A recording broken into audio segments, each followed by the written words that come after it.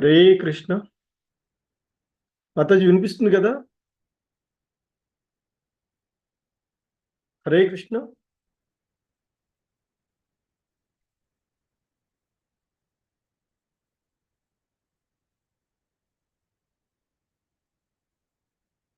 హరే కృష్ణ.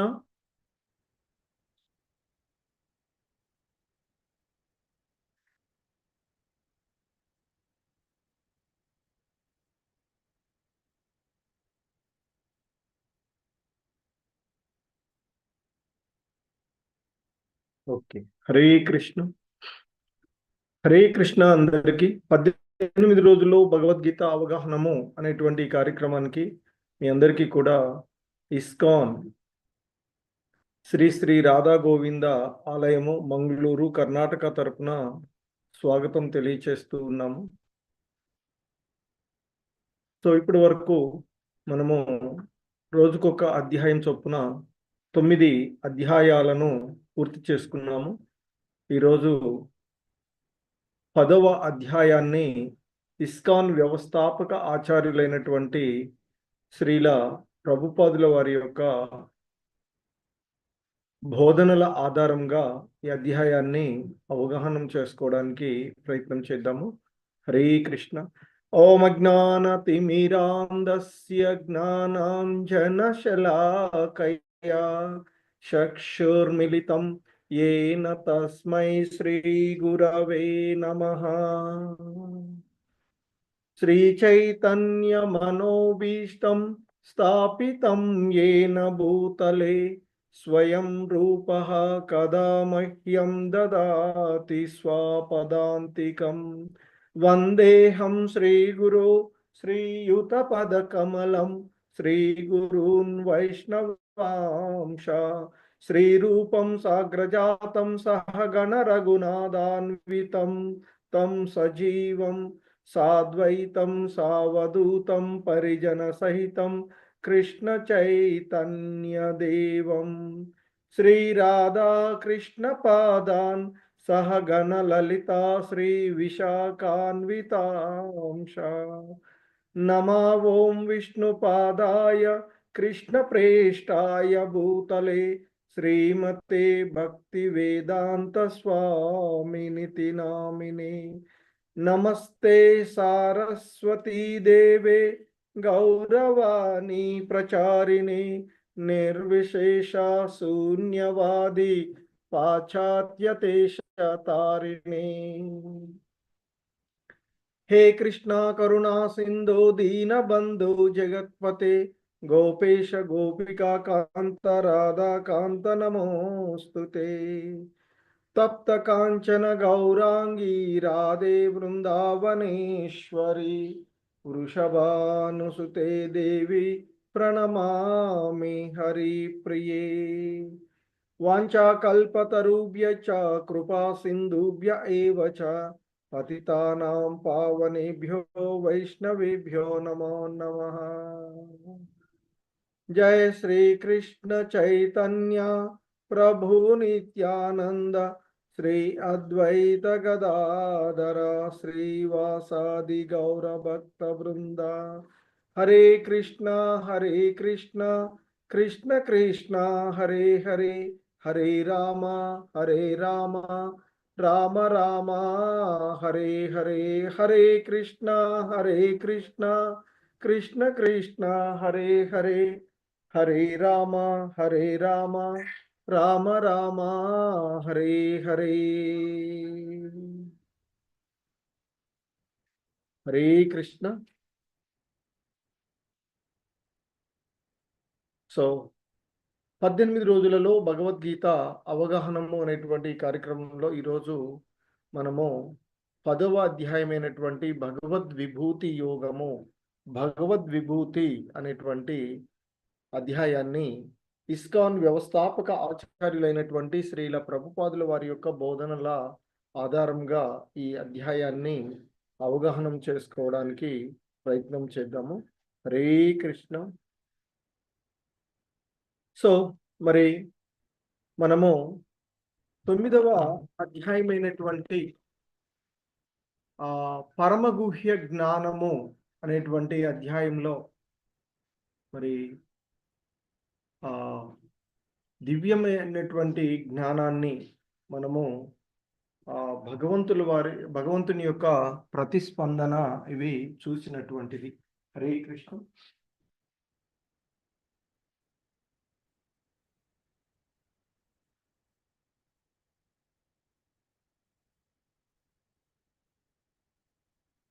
మరి ఈరోజు 10వ అధ్యాయమైనటువంటి భగవద్విభూతి అనేటువంటి అధ్యాయంలో మొదటి శ్లోకము. శ్రీ భగవానువాచ భూయ ఏవ మహాబాహో శృణు మే పరమం వచః యత్తేహం ప్రియమానాయ వక్ష్యామి హితకామ్యయా. సో మరి ఆ దేవాది దేవుడైనటువంటి శ్రీకృష్ణ భగవానుల వారు పలుకుతూ ఉన్నటువంటి, మహాబాహువులు కలిగిన ఓ అర్జున, నా మాటలు మళ్ళీ విను. నీవు నాకు ప్రియమిత్రుడవు అగుటచే ఇంతవరకు వివరించిన దానికంటే ఉత్తమమైనటువంటి జ్ఞానాన్ని నేను నీ యొక్క హితము కొరకు చెప్పబోతూ ఉన్నాను అంటూ చెప్పినటువంటిది. సో ఎందుకంటే నిన్నటి అధ్యాయం రాజగుహ్య యోగము లేదా పరమ గుహ్య జ్ఞానము అనేటువంటి ఆ అధ్యాయంలో చివరి శ్లోకంలో చెప్తారు, మన్మనాభవ మద్భక్తో మధ్యాజీ మాం నమస్కురు మామే వైశ్యసి యుక్త్వైవం ఆత్మానం మత్పరాయణ అంటూ చెప్పింది. నీ మనసు సర్వదా నన్ను గూర్చి ఆలోచించుట యందే ఉండేటట్లుగా నీవు నిమగ్నుడు కమ్ము. మరి నా భక్తుడవు కమ్ము, నన్ను పూజింపుము, నాకు నమస్కరింపుము, నా యొక్క భక్తి సేవయందు సంపూర్ణ తత్పరుడవై నన్ను తప్పక చేరుకుంటావు అంటూ ఆ భగవంతుడు చెప్పినటువంటి అంశాలు నిన్నటి. మరి సో ఆ విధంగా మరి ఆ పరమ గుహ్య జ్ఞానాన్ని తెలియచేసిన తర్వాత మనకి 7వ అధ్యాయము భగవద్విజ్ఞానము, 8వ అధ్యాయము భగవత్ ప్రాప్తి, మరి ఆ దివ్య జ్ఞానము మరి విన్న తర్వాత ఇక్కడ మనకి ఆ భగవంతుని యొక్క విభూతులను ఇక్కడ మరీ ఇంకా తెలియచేస్తూ ఉన్నట్టు. అందుకే అంటున్నారు, నా మాటలు మళ్ళీ విను. నీవు నాకు ప్రియమైనటువంటి మిత్రుడవు కనుక మరి ఇంతకు ముందు వివరించిన దానికంటే, ఇంతకు ముందే రహస్యము, అతి రహస్యము, పరమ రహస్యము అంటూ వివరించినటువంటి అంశాలను మనము చూసినటువంటిది. మరి ఇంకా ఆ అర్జునుడి యొక్క హితము కొరకు మరి ఆయన ఇంకా మరో ఉత్కృష్టమైనటువంటి ఉత్తమమైనటువంటి జ్ఞానాన్ని ఆయన తెలియచేస్తూ ఉన్నటువంటిది. ఎందుకంటే సంపూర్ణమైనటువంటి బలము, కీర్తి, ధనము, జ్ఞానము, సౌందర్యము, వైరాగ్యము అనే 6 వైభూతులు కలిగి ఉన్నటువంటి వాడు మరి ఆ భగవంతుడు. మరి ఆ భగవానుల వారు మరలా తెలియచేస్తూ ఉన్నటువంటి అంశము.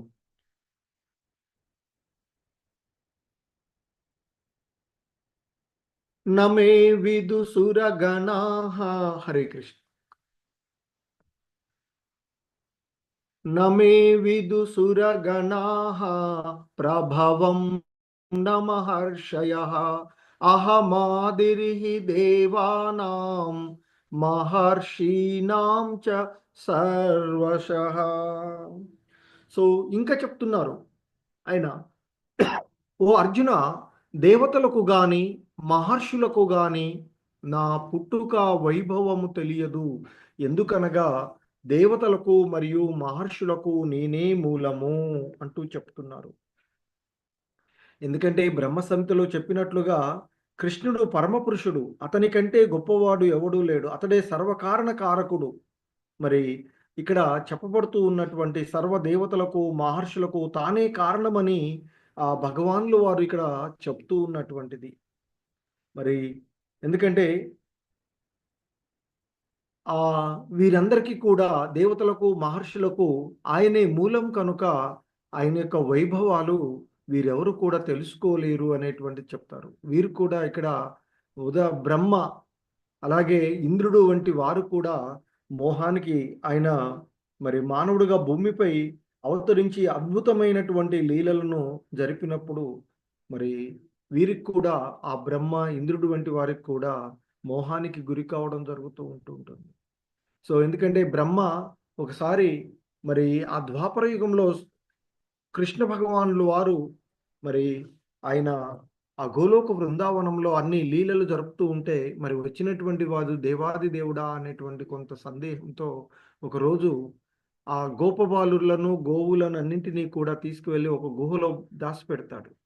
అది గమనించినటువంటి కృష్ణ భగవానుల వారు, చిన్ని కృష్ణుడు, ఆయన మరి ఆ గోపాలకృష్ణుడు, ఆయనే ఆ గోవులుగాను గోపబాలులుగాను మారి ఇక యథావిధిగా సాయంత్రం ఇంటికి వెళ్ళడం జరుగుతూ ఉంటుంది. మరి అక్కడ ఆ గోవులను, గోపబాలురు వాళ్ళందరినీ ఇంట్లో ఆ గోకుల వాసులు ఎంతో ఆదరంతో వారిని చూస్తూ ఉంటుంటారు. ఇంతకు ముందు కంటే కూడా ఎంతో ప్రేమతో చూసుకునేవారట. మరి బ్రహ్మ క్షణకాలం అంటే దాదాపుగా మన కాలమాన ప్రకారంగా 1 సంవత్సర కాలం దాదాపు జరగవచ్చు. ఆయన మేల్కొని వెంటనే మరి ఏం జరుగుతుందో చూస్తే యథావిధిగా ఈ గోవులు, గోపబాలురు అందరూ ఉంటారు. అరే! నేను మరి గుహలో దాసాను కదా అని అక్కడికి వెళ్లి చూస్తే అక్కడ అందరూ ఉంటారు. సో అప్పుడు ఆ బ్రహ్మ మరి ఆ దేవాది దేవుడిని శరణు వేడడం జరుగుతూ ఉంటుంది. అలాగే మనకి తెలిసిన గోవర్ధన లీల,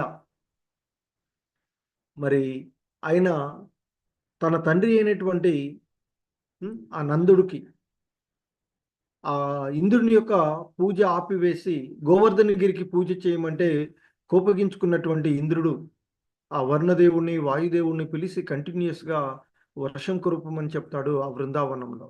అప్పుడు మరి ఆ కృష్ణుడు, చిన్ని కృష్ణుడుగా అప్పటికి 7-8 సంవత్సరాల వయసులో ఉన్నటువంటి కృష్ణుడు మరి ఆ గోవర్ధన పర్వతాన్ని ఎత్తి దాదాపుగా 23-25 మైళ్ళ ఇప్పుడు ఉన్నదే అని చెప్తారు. అప్పుడు ఇంకా ఎక్కువగా ఉండి ఉండవచ్చు. దాన్ని ఎత్తి తన యొక్క చిటికన వేలుతో నిలిపి అక్కడ ఉన్నటువంటి గోకుల వాసులందరినీ కూడా ఆయన రక్షించినటువంటిది. సో అప్పుడు మరలా ఇంద్రుడు కూడా తన తప్పిదాన్ని తెలుసుకొని ఆ భగవంతుడికి శరణు. సో అందుకే ఇక్కడ చెప్తున్నారు, దేవతలకు గాని, మహర్షులకు గాని నా పుట్టుక వైభవం తెలియదు. ఎందుకంటే వారందరికీ కూడా ఆయనే మూలము అనేటువంటి చెప్తున్నారు. యో మామజమ నాదించ వేత్తి లోకమహేశ్వరం అసమ్మూఢ సమర్థ్యేషు సర్వ పాపై ప్రముచ్యతే. నన్ను జన్మరహితుడను, అనాదిని అని, సర్వలోక మహేశ్వరుడును అని తెలుసుకున్న వారు మోహమునకు గురికారు, మరియు వారు సమస్త పాపముల నుండి విముక్తి చేయబడతారు అర్జున అంటూ చెప్తున్నారు. మరి ఆ భగవంతుణ్ణి ఎవరైతే జన్మరహితుడు, అనాదిగా ఉన్నటువంటి వాడు, సర్వలోక మహేశ్వరుడు అని తెలుసుకున్న వారు మళ్ళీ మోహానికి గురికారు అని చెప్తారు. ఎందుకంటే మనకి 7వ అధ్యాయంలో చెప్తారు, మనుష్యానాం సహస్రేషు కచ్చిద్ యతతి సిద్ధయే. మరి ఆత్మానుభూతి కోసం మరి ప్రయత్నించేటువంటి వారు చాలా అరుదుగా ఉంటారు. అందులో ఆత్మానుభూతిని పొందినటువంటి వాళ్ళలో కూడా భగవంతుని యథార్థంగా తెలుసుకున్న వాళ్ళు, అంటే ఆ భగవానుడు జన్మరహితుడు, అనాది, సర్వలోక మహేశ్వరుడు అని తెలుసుకునేటువంటి వారు చాలా అరుదుగా ఉంటారు. అలా తెలుసుకున్నటువంటి వారు మళ్ళీ మోహానికి గురికారు అనేటువంటి విషయాన్ని చెప్తూ ఉన్నారు. ఇంకా చెప్తున్నారు, బుద్ధి, జ్ఞానము, సంశయము మరియు భ్రాంతి రాహిత్యము, క్షమాగుణము, సత్యము, ఇంద్రియ నిగ్రహము, మనోనిగ్రహము, సుఖదుఖములు, జనన మరణములు, అభయములు, అహింస, సమత్వము, తృప్తి, తపస్సు, దానము, కీర్తి, అపకీర్తి మొదలగు జీవుల వివిధ గుణాలన్నీ నా నుండే జనించాయి అర్జున అంటూ చెప్తూ ఉన్నటువంటిది ఇక్కడ. ఎందుకంటే ఈ జీవుల్లో ఉండేటువంటి జీవుల యొక్క వివిధ గుణాలు, అవి మంచివైనా చెడువైనా అన్నీ కూడా ఆ కృష్ణ భగవానుల చేతనే సృజించబడినవి అనేటిది ఇక్కడ చెప్తూ ఉన్నటువంటి మరి ఆ బుద్ధి, జ్ఞానము ఇవన్నీ కూడా సంశయము, భ్రాంతి రాహిత్యము, క్షమాగుణము, సత్యము, ఇంద్రియ నిగ్రహము, మనోనిగ్రహము, సుఖదుఖాలు, లాభ నష్టాలు, జనన మరణాలు అనేటువంటి ఈ అన్నీ కూడా అవి మంచివైన చెడువైన అన్నీ కూడా ఆ భగవంతుడి నుండి ఉద్భవించినవే, ఆయన నుండి జనించాయి అనేటువంటి విషయాన్ని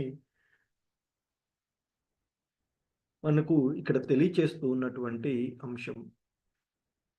మహర్షయ సప్త పూర్వే చత్వారో మనవస్తత మద్భావ మానసా జాత ఏషాం లోక ఇమా ప్రజాః. సప్త ఋషులు, వారికి పూర్వము సనక సనందనాదులైన నలుగురు మహర్షులు, 14 మంది మనువులు నా మానసము నుండే ఉద్భవించినారు.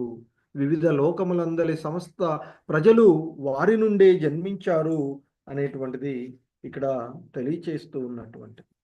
ఎందుకంటే ఇక్కడ ఈ విశ్వజనుల యొక్క క్రమాన్ని ఈ శ్లోకంలో మనకు చెప్తూ ఉన్నటువంటిది. భగవంతుడు విశ్వమందలి జన సముదాయం యొక్క వంశ క్రమానుగతం సారము ఇక్కడ మనకి తెలియచేస్తూ ఉన్నటువంటిది. మరి ఆ హిరణ్య గర్భుడుగా తెలియచేయబడేటువంటి గర్భోదక సాయి విష్ణువు నాభి నుండి ఆ కమలంలో ఉద్భవించినటువంటి ఆదిజీవుడైనటువంటి బ్రహ్మ మొదలు, మరి ఆ తర్వాత బ్రహ్మ నుండి సనకుడు, సనందనుడు, సనాతనుడు, సనత్కుమారులు అనేటువంటి నలుగురు మహర్షులు, ఆ తర్వాత మరి ఆ సప్త మహర్షులు, మరి 14 మంది చతుర్దశ మనువులు ఆయన నుండి వచ్చినటువంటి వారే. మరి ఈ జీవులు అందరూ కూడా వీరంతా ప్రజాపతులుగా ఉండి వివిధ లోకాలలో జీవులన్నీ వీరి నుండి ఉద్భవించినటువంటి వారుగానే చెప్తుంటారు. ఈ 25 ఎందుకంటే 4 సనక సనందనాదులు, అలాగే 7 ఋషులు, 11 మంది మరియు 14 మంది మనువులు. ఈ 25 నుండే, ఈ 25 ప్రజాపతుల నుండి వచ్చినటువంటి వాళ్ళే మిగతా జీవులన్నీ కూడా చెప్తూ ఉంటుంటారు. ఇంకా చెప్తున్నారు, ఏతాం విభూతిం యోగం చ మమ యో వేత్తి తత్వతః సో వికంపేన యోగేన యుజ్యతే నాత్ర సంశయః. సో ఇంకా చెప్తున్నారు, ఓ అర్జున, నా మహిమలను, దివ్య శక్తులను యథార్థంగా తెలిసిన వారు నిశ్చలమైన భక్తి యోగము ద్వారా నాతో ఏకమైపోతారు. ఈ విషయంలో ఎలాంటి సందేహానికి తావులేదు అర్జున అంటూ చెప్తూ ఉన్నటువంటిది. మరి ఆ భగవంతుని సంబంధించినటువంటి జ్ఞానమే ఆధ్యాత్మిక సంపూర్ణతకు పరమ అవధిగా చెప్తూ ఉంటారు. మరి మానవుడు దేవదేవుని వివిధ వైభవముల యందు దృఢమైనటువంటి ఆ విశ్వాసము ఉంచి భక్తియుత సేవలో నిమగ్నం కావాలి అని చెప్తూ ఉంటుంటారు. అలా నిశ్చలమైనటువంటి భక్తి యోగం ద్వారా ఉన్నటువంటి వారు ఆ భగవానుతో ఏకమవుతారు, ఇందులో ఎటువంటి సందేహం లేదు అంటూ చెప్తూ ఉన్నటువంటి విషయం. మరి ఈ అధ్యాయంలో మనకి 8వ శ్లోకం నుండి 11వ శ్లోకం వరకు 4 శ్లోకాలని మనకి చతుశ్లోకే భగవద్గీత అని చెప్తూ ఉంటుంటారు. అంటే భగవద్గీత యొక్క సారము ఈ 4 శ్లోకాలలో చెప్పబడినటువంటి చతుశ్లోకే భగవద్గీతగా చెప్పబడేటువంటి ఈ శ్లోకంలో మనకి మరి అందులో ఈ 4 శ్లోకాలలోని మొదటిది 8వ శ్లోకం. మరి ఈ శ్లోకంలో మనకి చెప్తున్నారు, అహం సర్వస్య ప్రభవో మత్త సర్వం ప్రవర్తతే ఇతి మత్వా భజంతే మాం బుధా భావ సమన్వితాః. సో ఇక్కడ చెప్తున్నారు అహం సర్వస్య ప్రభవ, అంటే అహం అంటే నేను, సర్వస్య అన్నింటికి, సో నేనే ఈ సమస్త సృష్టికి మూల ఉత్పత్తి స్థానమును. మరి నా వల్లనే సమస్తము నడుస్తూ ఉన్నది. దీనిని సంపూర్ణంగా తెలుసుకున్నటువంటి జ్ఞానులు నన్ను అత్యంత భక్తి విశ్వాసాలతో ఆరాధిస్తారు, పూజిస్తారు అర్జున అంటూ చెప్తున్నారు. మరి ఆ భగవంతుని యొక్క ఐశ్వర్యాలను, విభూతులను తెలుసుకోవడం వల్ల కలిగే ఫలితము మనకి, ఎందుకంటే ఆ భగవంతుని యొక్క ఐశ్వర్యాలను, ఆయన గురించి తెలుసుకుంటే, ఎవరిని గురించి అయినా, ఎవరి యొక్క గొప్పతనమైనా మనం తెలుసుకుంటే వారి గురించి మనం ఆలోచించగలుగుతాం. వారి గురించి మనకేమీ తెలియకపోతే మనం ఏం చేస్తాం? ఏమీ కూడా మనకేమి ఆలోచించేటువంటి విధంగా ఉంటుంది. సో కాబట్టి మరి ఆ భగవంతుని యొక్క విభూతులను తెలుసుకుని, ఆ భగవంతుడే ఈ సమస్తానికి, ఈ సమస్త సృష్టికి మూల ఉత్పత్తి స్థానము అని తెలుసుకున్నటువంటి వారు మరి ఇక ఆ భగవంతుణ్ణి అత్యంత భక్తి విశ్వాసాలతో ఆరాధిస్తారు అని చెప్తూ ఉన్నారు.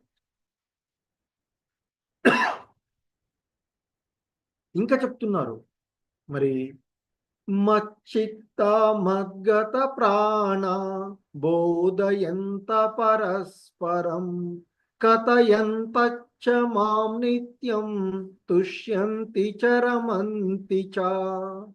శుద్ధ భక్తులు మనసు నాయందే లగ్నం చేసి వారి జీవితాలను శరణాగతితో నాకే అర్పించి ఎప్పుడూ నాయందే సంతుష్టులై ఉంటారు. ఒకరికొకరు నా గురించి తెలుపుకుంటూ మరియు నా వైభవాలను గురించి చర్చించుకుంటూ అత్యంత తృప్తిని, పరమ ఆనందమును అనుభవిస్తూ ఉంటారు. సో మరి శుద్ధ భక్తి అంటే ఏమిటో చెప్తున్నారు ఈ శ్లోకంలో. మరి అంతకు పూర్వ శ్లోకంలో భగవంతుని యొక్క ఐశ్వర్యాలను గురించి తెలుసుకోవడం వల్ల కలిగే ఫలితము, ఇక్కడ మరి శుద్ధ భక్తి, ఈ శుద్ధ భక్తులు ఆ భగవంతుని యందే మనసును లగ్నం చేసి వారి జీవితాలను ఆ భగవంతునికి శరణాగతి పొంది అర్పించి ఇక ఎప్పుడు ఆ భగవంతుని గురించినటువంటి ధ్యాసలోనే సంతుష్టులై ఉంటారు. మరి భక్తులు ఎప్పుడు ఒకరికొకరు ఆ భగవంతుని యొక్క దివ్య లీలలు, గుణగణాలను గురించి చర్చించుకుంటూ అత్యంత తృప్తిని, పరమ ఆనందాన్ని అనుభవిస్తూ ఉంటారు అర్జున అంటూ చెప్తున్నారు. మరి ఇంకా మనకి ఈ శ్లోకంలో చెప్తున్నారు ఆ భగవంతుణ్ణి చేరుకోవడానికి ఎవరికి మరి ఆ భక్తియుత సేవలో నిమగ్నమయ్యేటువంటి, శుద్ధ భక్తియుత సేవలో నిమగ్నమయ్యేటువంటి తెలివితేటలు ఎవరికి ఇస్తారు, ఆ జ్ఞానాన్ని ఎవరికి ఇస్తారు అనేటువంటిది ఈ శ్లోకంలో చెప్తున్నారు.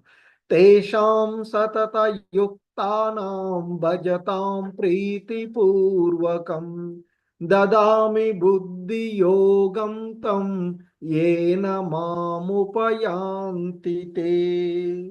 సో మరి ఎవరైతే ఆ భగవానుల వారిని ప్రేమపూర్వక భక్తితో సదా సేవిస్తూ ఉంటారో వాళ్లకు నేను బుద్ధి యోగాన్ని ప్రసాదిస్తాను అర్జున అంటూ చెప్తున్నారు.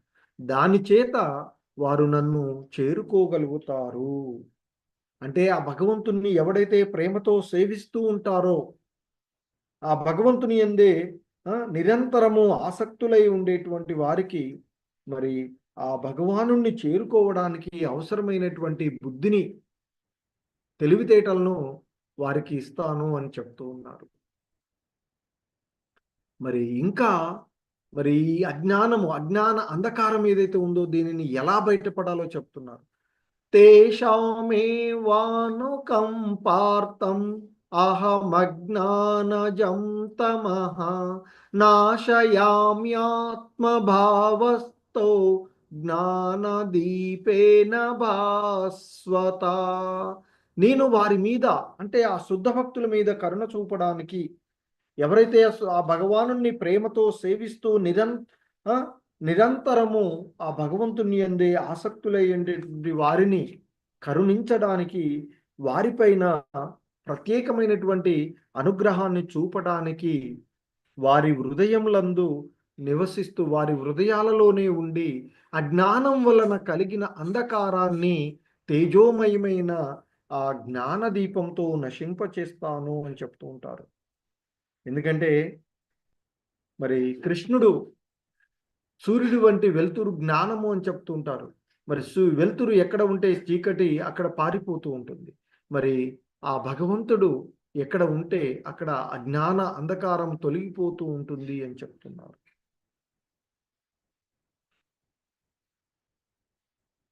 సో ఆ విధంగా ఆ భగవానుల వారి బోధనలు విన్న తర్వాత అర్జునుడు అంటూ ఉన్నారు.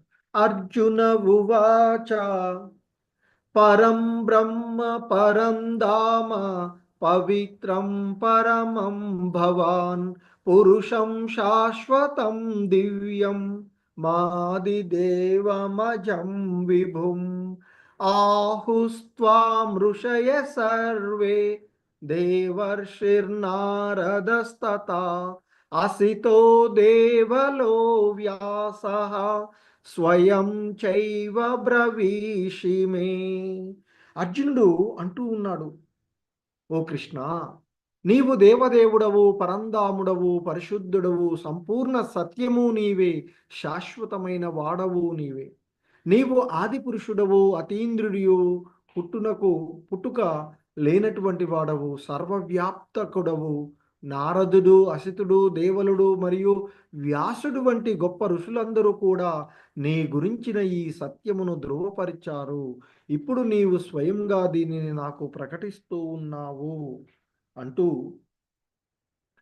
ఆ అర్జునుడు కృష్ణ భగవానుల వారిని తాను ఏ విధంగా అర్థం చేసుకున్నాడో ఆ విషయాలను చెప్తూ ఉన్నారు. మరి ఇక్కడ ఆయన చెప్తే ఆయనకు మరి ఒక బంధువు లేదా మిత్రుడు కనుక ఆయనను అలా పొగుడుతున్నారు అని అనుకుంటారని చెప్పేసి ఇక్కడ మరి ఈ 2 శ్లోకాలలో ఆ పరమ పురుషుడు ఆధునిక ఆ తత్వవేత్తకు ఒక అవకాశము ఇవ్వబడుతూ ఉన్నటువంటిది. ఆ పరమాత్ముడు, ఆ దేవాది దేవుడు జీవాత్మ కంటే భిన్నుడు అనేటువంటి విషయము. అలాగే మరి అర్జునుడు అన్ని సంశయాల నుండి విముక్తుడై కృష్ణుణ్ణి దేవాది దేవుడుగా అంగీకరించి అంటూ ఉన్నాడు, నీవు పరం బ్రహ్మవు, నీవు దేవాది దేవుడవు అని ధైర్యంతో ప్రకటిస్తూ ఉన్నారు. మరి ప్రకటించడమే కాదు, చెప్పి మరి ఈ విషయాన్ని నారదుడు, అసితుడు, దేవలుడు, వ్యాసులు వంటి గొప్ప మహర్షులు కూడా, గొప్ప ఋషులందరూ కూడా ఈ విషయాన్ని, నీ గురించినటువంటి ఈ సత్యాన్ని ధృవపరిచారు. ఇప్పుడు నీవే స్వయంగా ఈ విషయాన్ని తెలియచేస్తూ ఉన్నావు అంటూ అర్జునుడు చెప్తూ ఉన్నటువంటిది. సో మరి ఇంకా ఆయన ఇక్కడ అంటూ ఉన్నటువంటి అంశం, సర్వమేతద్రుతం మన్యే యన్మాం వదసి కేశవ నహి తే భగవన్ వ్యక్తిం విదుర్దేవా న దానవాః. ఓ కృష్ణ, నీవు నాకు చెప్పిందంతా సత్యమని నా యొక్క సంపూర్ణ విశ్వాసం, నీవు చెప్పిందంతా సత్యమని నా సంపూర్ణ విశ్వాసం.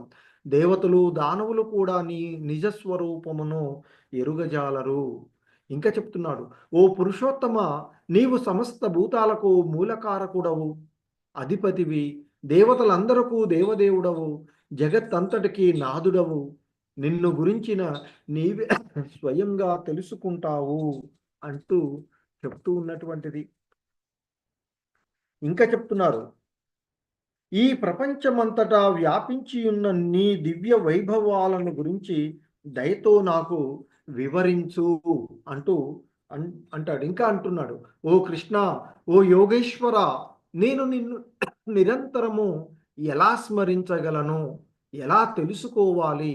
ఓ దేవాది దేవా, ఏ ఏ స్వరూపాలలో నిన్ను నేను గుర్తు చేసుకోగలను అంటూ అర్జునుడు కృష్ణ భగవానుల వారిని అడుగుతూ ఉన్నటువంటి అంశం. మరి ఎందుకంటే ఇంతకు ముందు అధ్యాయాలలో చెప్పబడినట్లుగా ఆ దేవాది దేవుడు తన యొక్క యోగమాయ ద్వారా ఆవరించబడి ఉంటాడు. మరి శరణాగతులైనటువంటి భక్తులకు మాత్రమే ఆయనని చూడగలిగేటువంటి వాడు. మరి ఇప్పుడు అర్జునుడు శరణాగతుడైనటువంటి వాడు, మరి ఆ దేవాది దేవుడి పైన విశ్వాసాన్ని కలిగి ఉన్నటువంటి కారణంగా అజ్ఞానాన్ని తొలగించుకొని ఆయన యథార్థాన్ని దర్శిస్తూ ఉన్నటువంటి వాడు అర్జునుడు.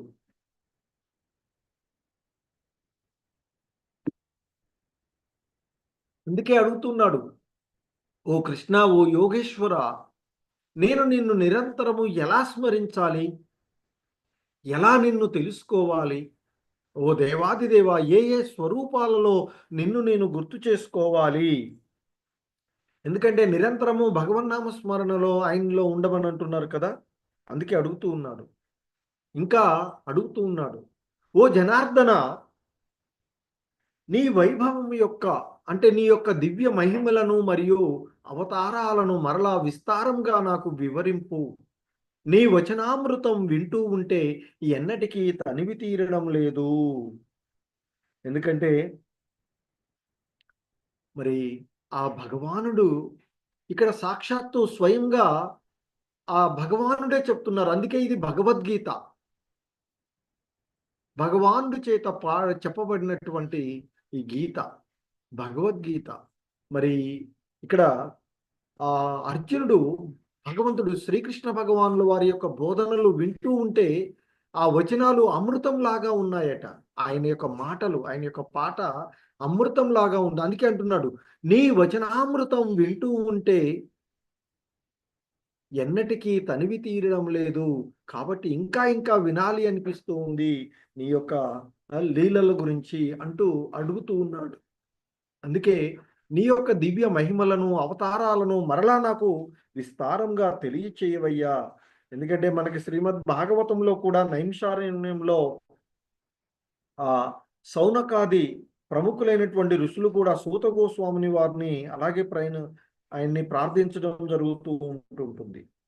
మరి ఇక్కడ ఆ కృష్ణ భగవానుకి సంబంధించినటువంటి వచనం కానీ కథలు కానీ అమృతం వలనే ఉండేవి అనేటువంటిది మనం అర్థం చేసుకోవలసినటువంటిది. సో ఎప్పుడైతే ఆ విధంగా అర్జునుడు అడిగాడో శ్రీకృష్ణ భగవానులు వారు సమాధానం ఇస్తున్నారు.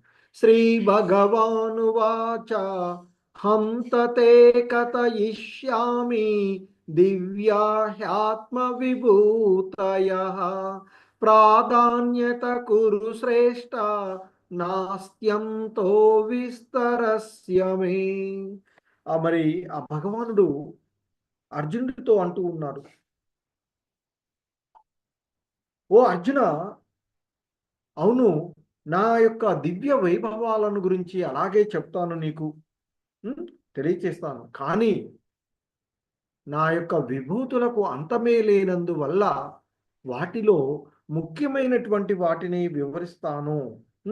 ప్రముఖములైనటువంటి వాణిని మాత్రమే. ఎందుకంటే ఆయన అంటున్నాడు, నా యొక్క విభూతులు, నా యొక్క వైభవాలు అనంతమైనందున వాటిలో ముఖ్యమైనటువంటి వాటిని వివరిస్తాను అని చెప్తున్నారు. ఎందుకంటే శ్రీకృష్ణ భగవానుల వారి యొక్క వైభవాలు, మహత్యాన్ని గ్రహించడం అనేది సాధారణంగా మనకు సాధ్యమయ్యేటువంటిది కాదు. మరి ఇది జీవుల యొక్క ఆ ఇంద్రియ పరిమితులకు మించినటువంటివి కనుకనే అందులో కొన్ని ముఖ్యమైనటువంటి వాటిని వివరిస్తాను, విను అర్జున అంటూ చెప్తూ అంటూ ఉన్నాడు, అహమాత్మ గుడాకేశ సర్వభూతాశయ స్థితః అహమాదిత్యమద్యం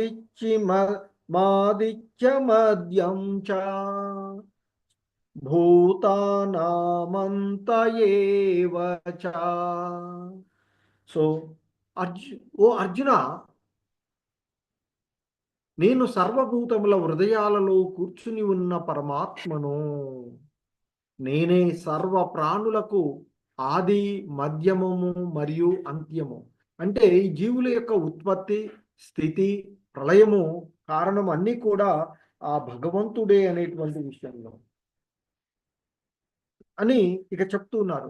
ఆదిత్యానామహం విష్ణు జ్యోతిషాం రవిరంశుమాన్ మరీచిర్మన్ మరుతామస్మి నక్షత్రానాం అహం వశి. సో ఇంకా చెప్తున్నారు ఆయన, ఓ అర్జున, ఆదిత్యులు 12 ఉంటారు. ఆదిత్యులలో నేను విష్ణువును, తేజస్సులలో నేను ప్రకాశవంతమైన సూర్యుడిని, మరుత్తులలో నేను మరీచిని, మరి ఆకాశ నక్షత్రాలలో నేను చంద్రుడను అంటూ చెప్తూ ఉన్నారు. ఎందుకంటే ఆదిత్యులు 12 మంది ఉంటారు అని చెప్తారు. అందులో వామన విష్ణువు ప్రధానుడు అని చెప్తుంటారు. అలాగే ఆకాశంలో ప్రకాశించే తేజోవంతమైనటువంటి వాటిలో సూర్యుడు ప్రముఖుడు. మరి అందుకే ఆయన సూర్యుడు అని చెప్తూ ఉన్నారు. అలాగే ఇక్కడ మనకి మరీచి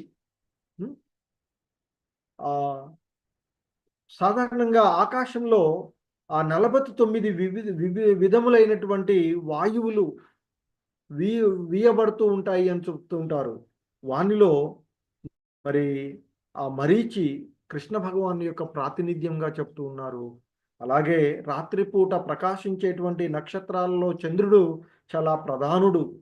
మరి ఆ చంద్రుడు కూడా ఆయన యొక్క ప్రాతినిధ్యం అని చెప్తున్నారు.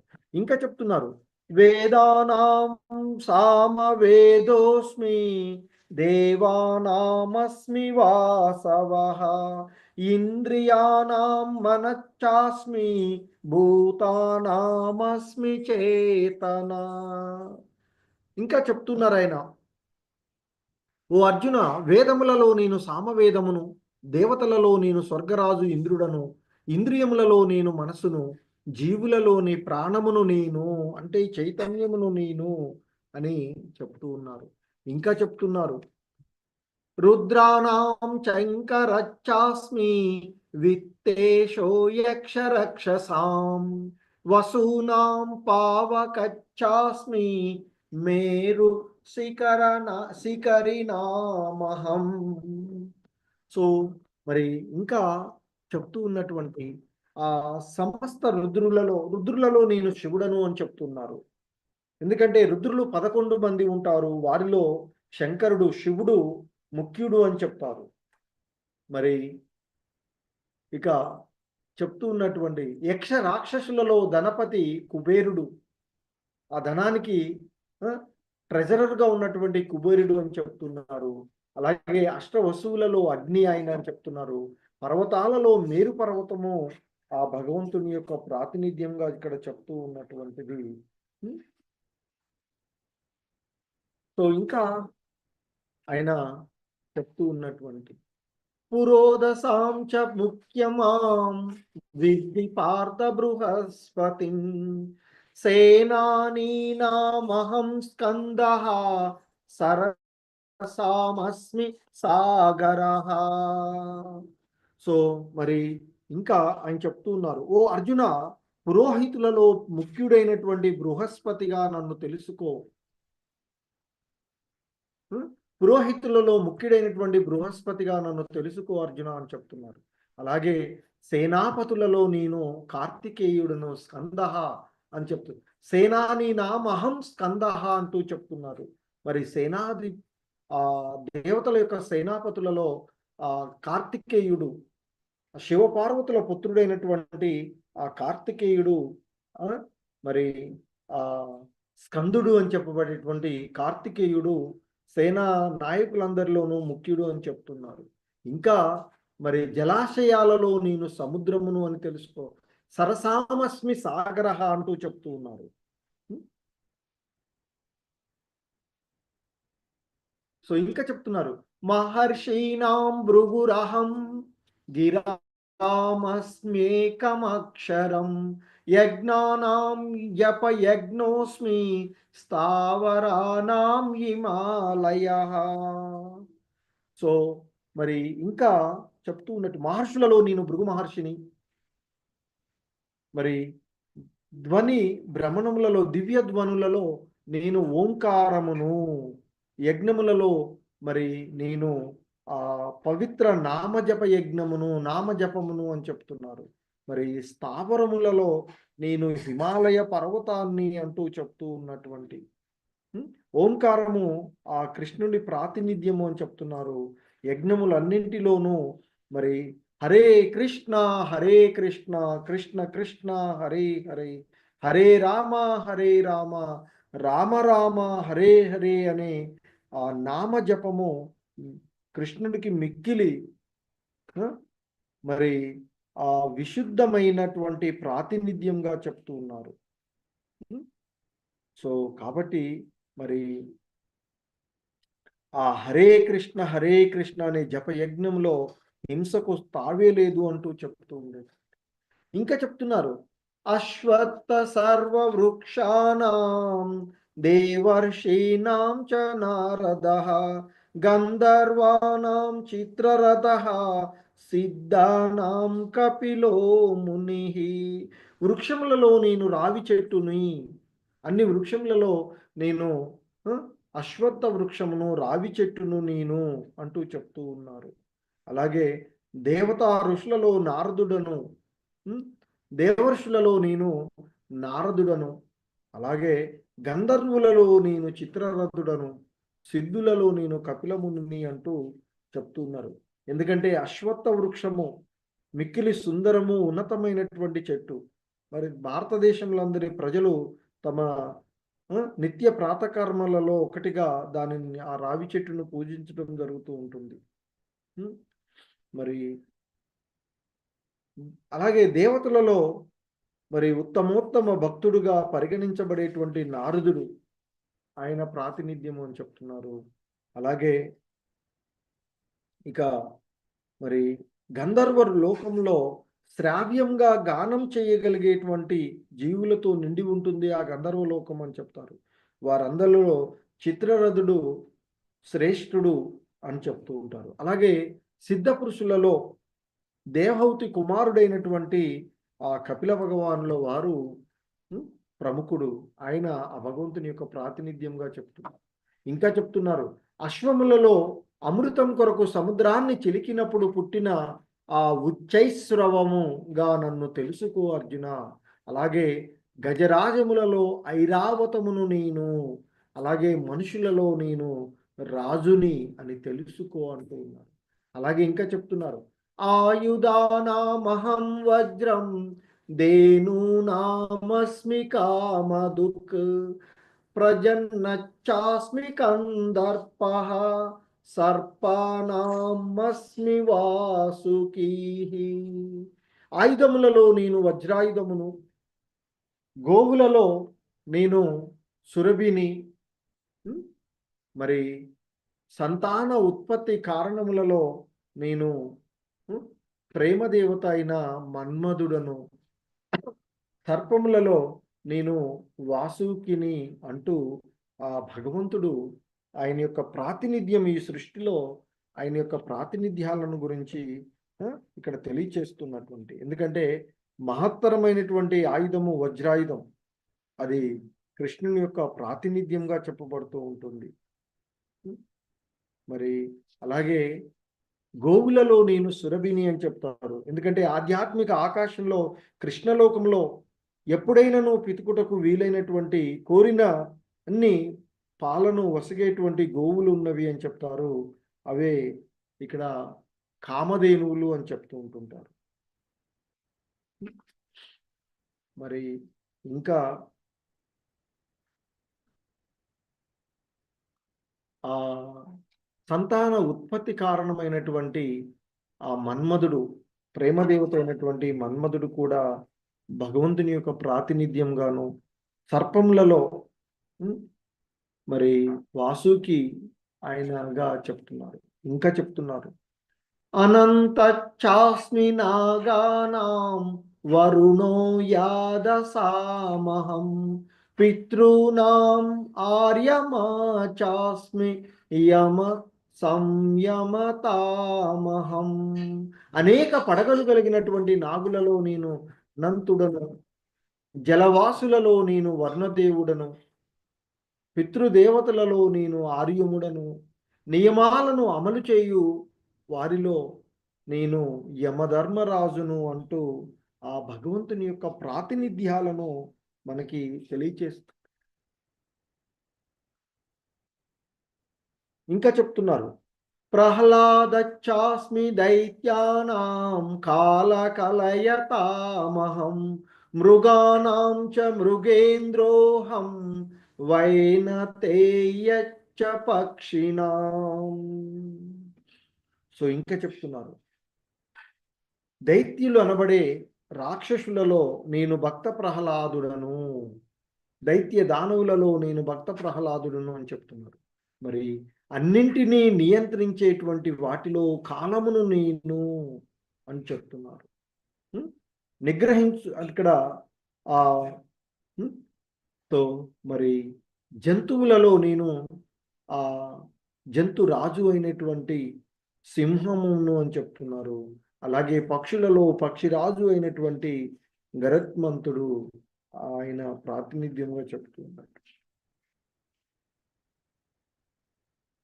పవన పవతామస్మి రామశస్త్రభృతామహం జషానాం మకరచ్చాస్మి శ్రోతసామస్మి జహనవి. సో ఇంకా చెప్తున్నారు, పవిత్రం చేయు వాటిలో నేను వాయువును, ఆయుధాన్ని ధరించినటువంటి వారిలో నేను శ్రీరాముడను, జలచరాలలో నేను ముసలిని, మరి ప్రవహించే నదులలో నేను పవిత్ర గంగా నదిని అంటూ ఆయన ఇక్కడ చెప్పబడుతూ ఉన్నటువంటి అంశం.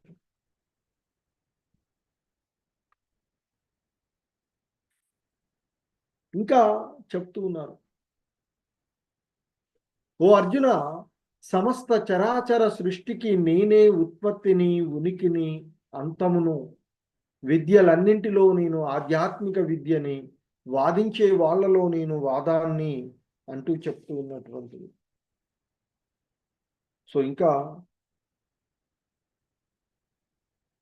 అక్షరాలలో అకారమును నేను, సమాసాలలో ద్వంద్వ సమాసాను నేను, మరి నాశనం లేని కాలాన్ని, సృష్టికర్తలలో బ్రహ్మను నేను అంటూ తెలియచేస్తూ ఉన్నటువంటి.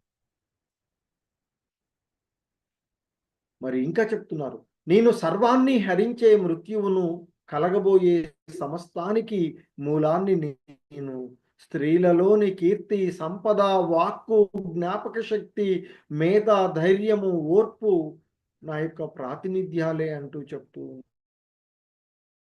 ఉన్నటువంటి. సో ఇంకా చెప్తున్నారు, ఓ అర్జున, నేను సామవేద గానాలలో బృహత్ సామమును అని, ఛందస్సులలో గాయత్రిని అని, మాసాలలో మార్గశిరాన్ని అని, ఋతువులలో వసంత ఋతువును అని తెలుసుకో అర్జున అంటూ చెప్తుంది.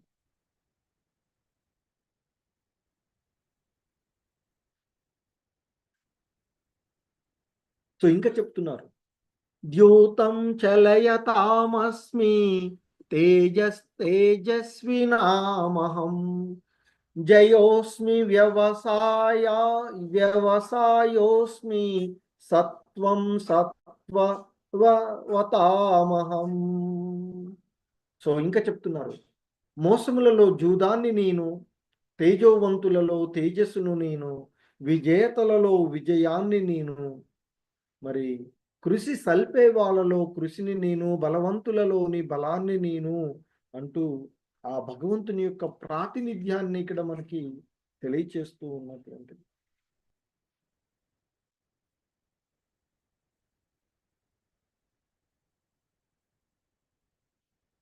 సో ఇంకా చెప్తున్నారు, వృష్ణీనాం వాసుదేవోస్మి పాండవానాం ధనంజయ మునీనామప్యహం వ్యాసః కవినా ముషనా కవి. యాదవులలో వాసుదేవుడను నేను, పాండవులలో అర్జునుడను నేను, మునులలో వ్యాసుడను నేను, గొప్ప ఆలోచనాపరులలో శుక్రాచార్యుడను నేను అంటూ చెప్తూ ఉన్నారు. సో ఇంకా చెప్తున్నారు, దండో దమయతామస్మి నీతిరస్మి జిగీషతాం మౌనం చైవాత్మగుహ్యానాం జ్ఞాన జ్ఞానవతామహం.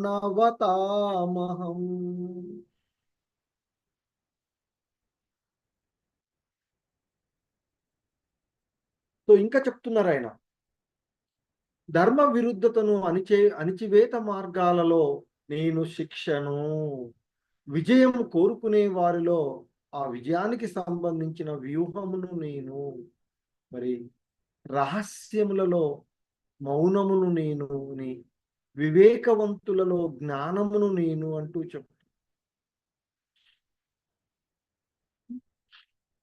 సో మరి ఆ విధంగా శాసన వైరుధ్యంగా అణిచివేతం ఉన్నట్లయితే అక్కడ మరి ఆ సాధనములలో శిక్ష భగవంతుని యొక్క ప్రాతినిధ్యంగా చెప్తారు.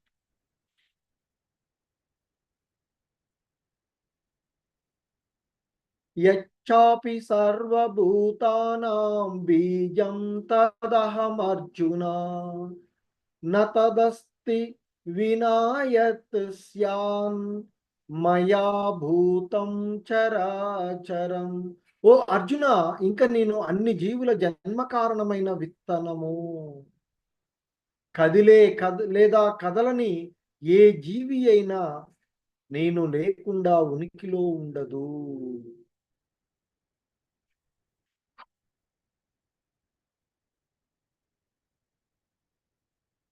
సో ఇక్కడ మరి ప్రతిదానికి ఒక కారణము ఉంటుంది అని, లేదా ఆ వ్యక్తీకరణ బీజము శ్రీకృష్ణుడే అనేటువంటి చెప్తున్నారు.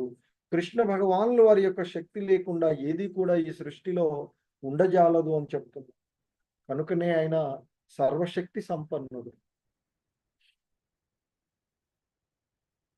యచ్చాపి సర్వభూతానాం బీజం తదహమర్జున న తదస్తి వినాయతస్యాన్ మయా భూతం చరాచరం. ఓ అర్జున, ఇంక నేను అన్ని జీవుల జన్మ కారణమైన విత్తనమును, కదిలే లేదా కదలని ఏ జీవి అయినా నేను లేకుండా ఉనికిలో ఉండదు. ఇంకా చెప్తున్నారు, నాం తోస్తి మమ దివ్యానాం విభూతీనాం పరం తప ఏష తూద్దేశత ప్రోక్తో విభూతేర్విస్తరో మయా. ఓ శత్రుంజయుడా అర్జున, నా దివ్య రూపములకు అంతం లేదు. నేను నీతో చెప్పినది అంతా నా అనంత విభూతులలో ఒక సూచన మాత్రమే అంటూ చెప్తూ ఉన్నారు. ఎందుకంటే ఆ దేవదేవుని యొక్క విభూతులను, శక్తులను అనేక విధములుగా అర్థం చేసుకోవచ్చు అని చెప్తారు మరి వేద గ్రంథాలలో. మరి ఈ విభూతులకు పరిమితే లేదు అని చెప్తుంది. సో కనుక అర్జున్కి ఇప్పటి వరకు కృష్ణ భగవానులు వారు చెప్పింది ఒక సూచన ప్రాయకం మాత్రమే అని చెప్తూ,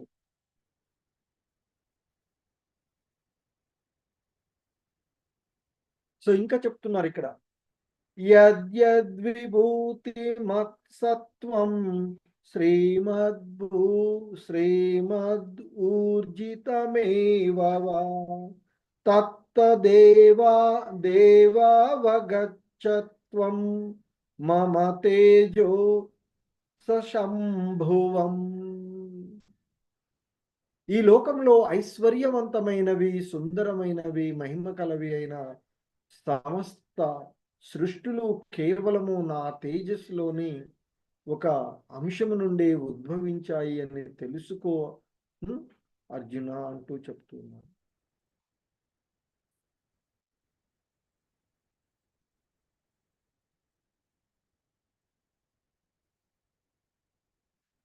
సో ఇంకా చెప్తున్నారు, అథవా బహునైతేన కిం జ్ఞాతేన తవార్జున విష్టభ్యాహం ఇదం కృత్స్ననం ఏకాంశేన స్థితో జగత్.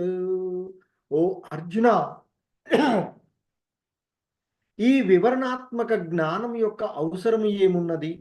కేవలము నా యొక్క ఒక్క అంశం మాత్రం చేతనే నేను ఈ విశ్వమంతా వ్యాపించి ఉన్నాను అంటూ చెప్తున్నాడు. ఎందుకంటే ఆ పరమ పురుషుడు సర్వ విశ్వమునందు అన్ని వస్తువులలో పరమాత్మ రూపంలో ప్రవేశించి ఉన్నట్లు మనకి ఇంతకు ముందే తెలియచేయబడినటువంటిది. మరి భగవంతుడు ఇచ్చట అర్జునునకు అలాగే వస్తువులు స్వతంత్రంగా వైభవంతోనూ విభూతితోనూ ఆ, మరి ఉండును అని తెలుసుకోవడం వలన మనకి ఆ, అంటే లాభం ఏం లేదని ఆ భగవంతుని యొక్క ఒక్క అంశ చేతనే ఈ విశ్వం అంతా ఆయన వ్యాపించి ఉంది. ఎందుకంటే మహత్తరమైనటువంటి జీవి అయినటువంటి ఆ బ్రహ్మదేవుడు నుండి మిక్కిలి చిన్న చిన్న జీవుల వరకు చీమ వరకు కూడా అన్ని ఆ భగవంతుని యందు ప్రవేశించి ఆ, మరి వానిని పోషించుట చేతనే జీవించి ఉన్నవి అనేటువంటి చెప్తున్నారు. హరే కృష్ణ. జగద్గురు శ్రీల ప్రపాద్కి జై. సో ఇది ఈరోజు అధ్యాయము. హరే కృష్ణ.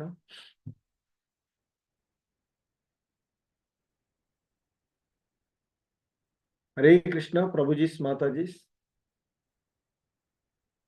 ఎవరికైనా ఏవైనా